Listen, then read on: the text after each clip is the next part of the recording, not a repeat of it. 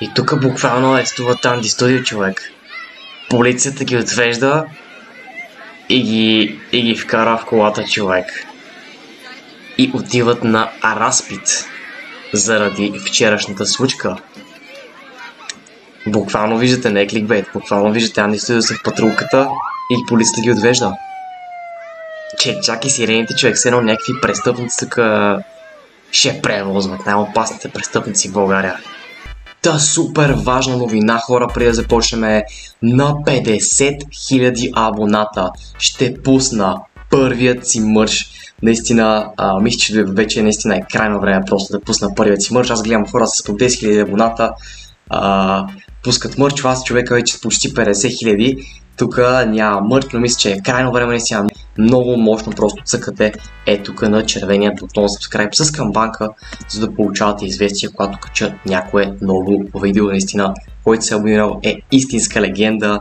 Та хора, буквално, за хората, които не знаят за какво стана въпрос и какво точно се е случило, вчера Анди Студио имаха фен среща в Мол София. И имало страшно, виждате вие даже на снимките тук за какво стана въпрос, имало огромни тълпи от хора и супер много ядосани родители, че била голяма бутаница, че не се е дишало, че не знам си какво, и накрая полицията ги отведе, защото някой се обадил на 112, защото имало голямо струпване на деца. Да искам само да попитам, понеже ми е супер забавно, нямаше ли буквално 5 часа в абсолютно същия ден преди тази фен среща струпване на супер много деца, а именно в откриването на учебната година? Не беше ли тогава гъчканица? Как тогава не се блъскахте? Как тогава дишахте, не знам, на 35 градуса? Аз лично пукнах на откриването на учебната година, но тогава нямаме претенции, тогава не коментираме. Тогава защо полицията не дойде да отведе учителите, директорите, едва ли не, защото са предизвикали такова огромно струпване, не знам, супер опасно за живота, не се диша, блъсканица, не знам какво ще правят, наистина трябваше според мен да отведат такъв случай учителите, директорите, не знам, хора. Сега може би най-важният въпрос, който си задаваме всички е: кой е виновен в тази ситуация? Анди Студио или някой друг? В случая Анди Студио са виновни, ако са казали правиме фен среща конкретно в този мол и не са поели ангажимента да направят адекватна организация, така че да няма такива инциденти и да няма такива проблеми. Не са виновни, ако Мол София в случая са им казали: пичове, плащаме еди колко си пари, идвате тук и правите фен среща. Тук тогава бих казал, че Анди Студио нямат почти никаква вина за това, което случва, ако Мол София са организирали цялото събитие и просто са платили на Анди Студио да са там и да дават фотографии да се снимат, аз наистина не виждам каква е вината на Анди Студио. Но ако Анди Студио са организирали цялото това нещо, трябва да има лекарски екип най-малкото, което е, защото четах в коментари, даже сега ще четеме, че имало припаднали деца, децата се тръшкали, търкали са по земята, задушавали са, умирали едва ли не направо. Наистина, поред мен доста са преувеличили с коментарите, но да, абсолютно задължително според мен, като се прави такова събитие, да има мерки за сигурност, ако трябва някаква охрана, дори ленти да се сложат за влизане, излизане. Ако Анди Студио са организирали цялото нещо, в случая те трябва да поемат вина. Но ако Мол София просто са им казали: пичове, плащаме ви, идвате тук и те правят организацията, просто според мен Мол София трябва да си поемат цялата вина. А те родители, искам да ги питам, не знам какво правят там, освен че пишат в момента коментари във Facebook, защото там не взеха някакви мерки, като например да си контролират децата, защото аз все пак имам двама малки брата, знам какво е. Какво правят малките деца, как почва да се тръшкат, да реват, като не получават това, което искат. В случая си е абсолютна работа на тези гневни майки тук, които коментират, да си контролират детето и да му обяснят, че има опашка, че има ред и че трябва да изчака и че не може такива безредици. Пълно безумие да се организира подобна среща в мол. Толкова много деца имат желание, а не могат да стигнат, блъсканица и няма въздух. Хора, какъв свят живеят тези хора? Аз наистина просто не мога да проумея. Какво очаква тази жена Зорница Димитрова? Очаква, че за 5 минути ще отидат на място, където ще има хиляди хора и за 5 минути ще отидат, че се снимат и ще си тръгнат. Това е. Няма да има опашки, всичко ще е точно. Не знам ли сега какво мислят тия хора. Следващия път го направете в парка. Да, прекрасно решение на 35 градуса, 3 часа след обед. Прекрасно решение, наистина още по-добре ще е направо. Освен, че ще няма да има въздух и ще е блъсканица. ще се потиме като кучета, човек. Прекрасна идея, наистина. Жалко стотиците разочаровани деца да си трият канала и да приключват. Аз не разбирам какво общо има канала. В смисъл, те са отишли да се снимат с хората. Те се държат сякаш Анди Студио не са искали да се снимат с децата, не са искали да дават автографи. В смисъл, бро, те са отишли точно за това. Те искат да угодят на всеки. Ама как се очакват двама човека и то единия е Анди, който Анди, жал ми става за него, защото човека, брат Дани му казва, брат, отиваме на фен среща, ще се снимаме готино, шала, бала, а буквално Анди е по-малък от мен, човек. Каква вина буквално има Анди, човече? Каква вина има буквално Анди? Той просто, Дани му е казал, отиваме на фен среща, ще се снимаме и изведнъж те арестуват, човек.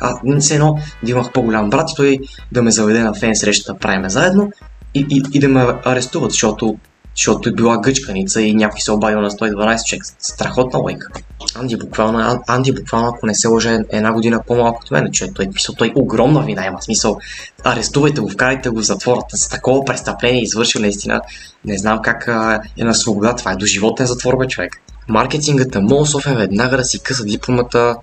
Тук най-сетне виждаме адекватен коментар, който човек има от двете си мозъчни клетки успява да направи връзка, че може пък организаторите да не са били Анди, макар че все пак това дори не е някакво оправдание, смисъл все пак като правиш фен среща, като знаеш, редно е поне малко да се поинтересуваш от самата организация и ако нещо не ти хареса да кажеш, не знам точно каква е ситуацията, трябва да се каже, някой ако е бил там на място може да коментира, просто каквото знаете по темата може да коментирате долу, за да стане по-ясно и какво всъщност вие мислите, всъщност Анди Студио виновни ли са? И ако са виновни, защо са виновни? И ако не са виновни, тогава кой е виновен и защо? Така че пишете вашите мнения долу в коментарите. МОЛ София, вие сте олигофрени и това не е лоша организация, това е липса на организация. Ето още един адекватен коментар, който осъзнава, че всъщност Анди Студио, те са двама човека и единият е по-малък от мен. Какво точно да направи Анди с палката да излезе да ги бие непослушните деца, които реват и се търкарат, защото не могат да се снимат. Скъпи Анди и Дани, с огромно удоволствие за мен ви информирам, че заради днешното меко казано безумие, моят 8 годишен син и 4 негови приятели вече не са ви фенове. Край. Кариерата на Анди Студио приключи, хора. Цели 5 човека не са им фенове. Те се отабонираха за канала. Наистина не знам какво ще правят. Анди Студио, всичко свърши, канал има разорен, смисъл, всичко приключи, човек, те загубиха всичко. Цели 5 човека са се отабонирали от канала и просто какво чудо, просто как ще го преживеят, не знам. Но те тази вечер сигурно ще се наврат в ъгъл и ще там ще се наврат в ето ъгъл и ще плачкат цяла вечер, че цели 5 човека са се отабонирали. Даже не знам ли се отгонили, просто вече не си фена. Какъв шок просто. Те самите казаха, че не си струва да се задушават заради един фалшив подпис. Брат, тогава защо изобщо си отишъл?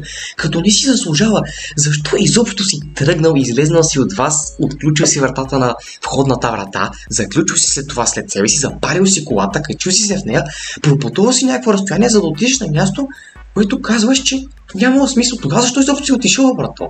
Никаква организация, чуя се къде управата на мола и така ли се организира събития с хиляди деца, няма обособени опашки, няма начин да се изтеглиш, няма микрофон. Микрофон, между другото, видях, че имаше, говорех в началото с някакъв микрофон, но може би не се е чуло добре, озвучаването не е било окей. Няма видимост. Брат, тия хора наистина не са били на концерт или на мач. Нямало видимост, човек. Какво изказване само? Нямало видимост. Блъсканица, мале, какъв шок. Ние живееме.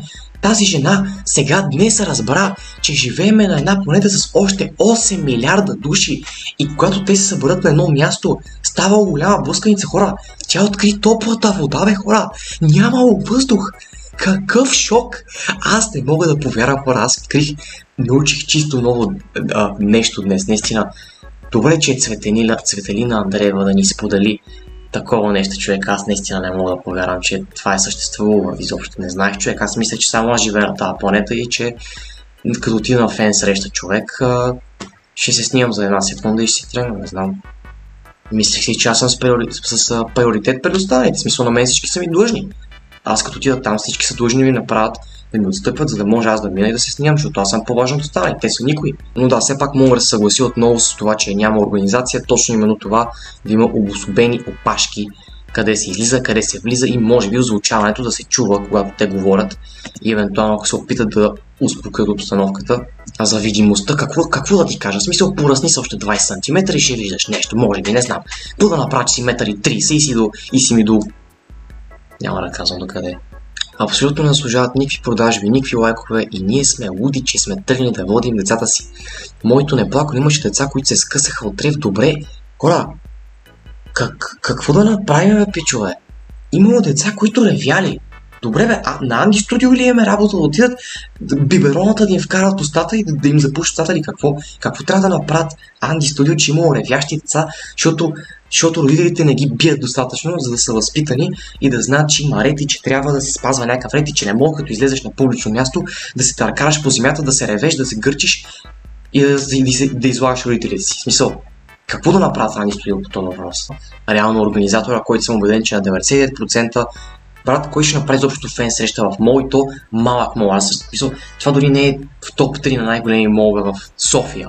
Няма логика да правиш фен среща в този мол. Ако ще правиш фен среща, Парадайса, Ринга, в смисъл има си достатъчно молове, които може да се направи, има достатъчно много пространство. Аз съм бил в мол София, знам малко молче и не става. И това, което на 99% съм убеден е, че не Анди Студио са организирали тази фен среща. На тях са им казали, пичове, вие сте тук в този момент, даме ви пари и вие просто сте там. Това е. Един е в популяритета и какво да ги гледат буквално, човек, аз наистина, мене ми става наистина тъпо за Анди, защото той човек е на 15 на 16 и го арестуват, защото брат, той сигурно дори не е знал защо го арестуват. Какви са тия, че и фен среща, брат? Добре, тия хора най-много ми харесват обаче. Мисъл, не знам, брат, не знам кои са тия, не за първи път ги чувам. Смисъл, 6000 последователи имат в YouTube, идват им 1000 и нещо човека, явно има някаква причина или просто е така случайно са си сипали 1000 човека плюс за тях, не знам човек, не знам кои са. Не знам, брат, за първи път ги чувам, аз съм объркан човек, какво става. Най-много ме кефа тия човеки, очевидно са някои, що ми отиват хора, значи очевидно са някои. Очевидно са известни, даже майки ни и братата ми ги гледат. Какво означава кои са? Очевидно са някои. Просто не ни се зачита, хората не ни зачитат YouTube като професия, не ни зачитат нас за хора. Ние сме някакви там бата, дето просто снимат клипчета в YouTube и нямат нищо да правят в живота си. YouTube просто не го считат за професия, защото работят от 8 до 9 на 500 лева заплата месечно и не могат да приемат факта, че има хора, които просто се забавляват в интернет и изкарват пари, защото просто са деградирали и живеят, не знам, в 20 век все още и си мислят, че света не се развива и всичко си както е било преди, но не. Ще ги разочаровам, но не. Има нови професии, онлайн бизнесът най-вероятно е бъдещето. Какъв шок само, че света се развива. А ние си седим и си копаем една дупка и така. И си кретаме. Хора, мене знам, че много пъти ме питате фен среща кога ще направя. И преди тази случка шанса беше някъде около 1%. Сега след тази случка вече е 0%, защото ще стане нещо такова, човек. Ще направя на адекватно място. Хубаво, ще направим някъде, когато не е топло толкова навънка, някакво парче на нормална температура, нормален час, всичко да е нормално, да има дълго субенашко и не дай си Боже да припадне някое дете, някой да вземе да припадне. После аз съм виновен човек, че не е сложно да се сложат две ограничителни ленти, да се наеме човек, който един по един да пуска всяко дете. Дори това има логика, това трябва да го направят. В смисъл, в крайна сметка, те знаят, че има фен среща, редно е поне малко да се поинтересува, така че не казвам, че Анди Студио нямат никаква вина, все пак носят някаква вина. И това поне трябва да се поинтересуват за каква организация стана въпрос, дори да не са отговаряли те за това, просто да попитат и да кажат, пичове, това не ни кефи, искам да го промениме, не е безопасно, може някой да пострада. Но отново искам просто защото наистина просто много ми е интересно как буквално в абсолютно същия ден има струпване на стотици деца, 35 градуса, всяко едно училище буквално и няма нищо смисъл, това е нормално човек. Това е окей, няма проблеми. В смисъл всичко е точно просто общо прието, че откриването на началната година ще се гъчкаме, там ще се бутаме, обаче като е на фен среща, вече е проблем, човек, вече е проблем. Не знам какво толкова се оплакват тия родители, сено, някой ги е накарал с камшика, ги е извадил от тях от дивана, ги е дигнал, почнал да ги бие с камшика, да ги накара да отидат на тази фен среща. Не, вие сами сте си решили да отидете там. Никой не ви е виновен, че сте отишли на фен среща. Какви сте тия хора, човек? Просто бахти NPC-тата, човек. Пълни NPC-та. Това те се спамват просто от нищо, човек. Така изникват от земята, извират. Надявам се, че Анди Студио това, което трябва да направят те в този момент е просто да се извинят публично. Не мисля, че има просто какво друго да се направи. Тук някакви родители говорят за компенсация. Каква точно компенсация? Искате на безплатно събитие. Разбирам да сте платили 50 лева вход, ама вие отивате безплатно. Каква точно компенсация искате? Да дойдат у вас да ви изнесат шоу, да ви пеят нещо, да ви изпеят някоя песничка ли? Какво точно искате? А относно това, какво се случва в Санди Студио, били са арестувани, разпитвали са ги и като цяло предполагам, че в момента вече са си вкъщи и всичко е нормално. Какво мислите вие по темата?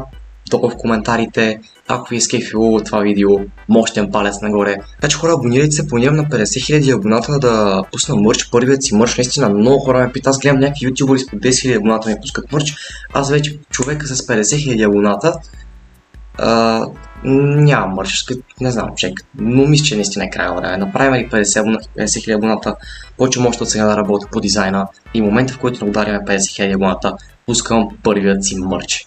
Така че наистина, ако се абонирате за канала, съм ви много благодарен, пожелавам ви лек ден и ще се видим в следващото видео. We are nothing more than dust.